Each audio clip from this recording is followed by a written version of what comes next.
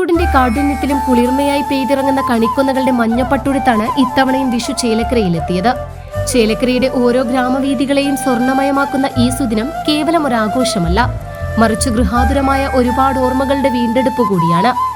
നഗരജീവിതത്തിന്റെ തിരക്കുകളിൽ പലയിടത്തും മുങ്ങിപ്പോയിട്ടുള്ള സമയമില്ലായ്മയിൽ മനുഷ്യൻ മറന്നുപോയ പല ആചാരങ്ങളെയും ആത്മബന്ധങ്ങളെയും ചേലക്കരക്കാർ ഇന്നും നെഞ്ചോട് ചേർത്ത് കാത്തുസൂക്ഷിക്കുന്നു എന്നതിന്റെ വലിയ തെളിവ് കൂടിയാണ് ഈ വിഷുക്കാലം.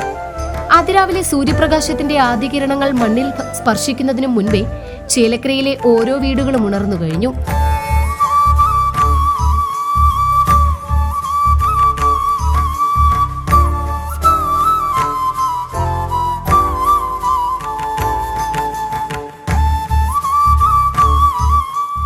നിലവിളക്കിന്റെ മങ്ങിയ പ്രകാശത്തിൽ സമൃദ്ധിയുടെ പ്രതീകമായ വിഷുക്കണി ദർശിച്ചാണ് നാട്ടിലെ ഓരോ വീട്ടിലും ആഘോഷങ്ങൾക്ക് തുടക്കമായത്. ഓട്ടുരുളിയിലൊരുക്കിയ കണിക്കൊന്നയും സ്വർണവും പുതുവസ്ത്രവും ഫലമൂലാദികളും കണ്ട് വരാനിരിക്കുന്ന ഒരു വർഷം മുഴുവൻ ഐശ്വര്യപൂർണമാകണേ എന്ന പ്രാർത്ഥനയോടെ ഓരോരുത്തരും കണി കണ്ടുണർന്നു. മുതിർന്നവരിൽ നിന്നും വിഷു കൈനീട്ടം വാങ്ങിക്കഴിഞ്ഞുള്ള കുട്ടികളുടെ മുഖത്തെ ആ സന്തോഷം വിഷുവിന്റെ സൗന്ദര്യത്തെ പതിന്മടങ്ങ് വർദ്ധിപ്പിക്കുന്നു. ഇത് വെറുമൊരു കൈമാറ്റമല്ല, മറിച്ച് തലമുറകൾ കൈമാറുന്ന സ്നേഹത്തിന്റെയും കരുതലിന്റെയും വലിയൊരു പാരമ്പര്യം കൂടിയാണ്.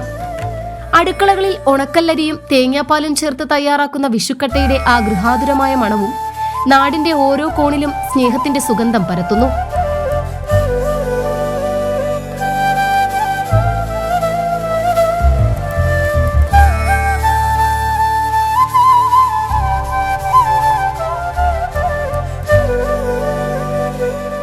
കുടുംബസംഗമവും വാഴയിലയുടെ തനിമയുള്ള ഗന്ധം കലർന്ന അടയും പിന്നീട് വിഭവസമൃദ്ധമായ വിഷുസദ്യയും ഒരുങ്ങിയപ്പോൾ ഓരോ വീട്ടിലും സന്തോഷത്തിന്റെ നിമിഷങ്ങൾ വിരിഞ്ഞു.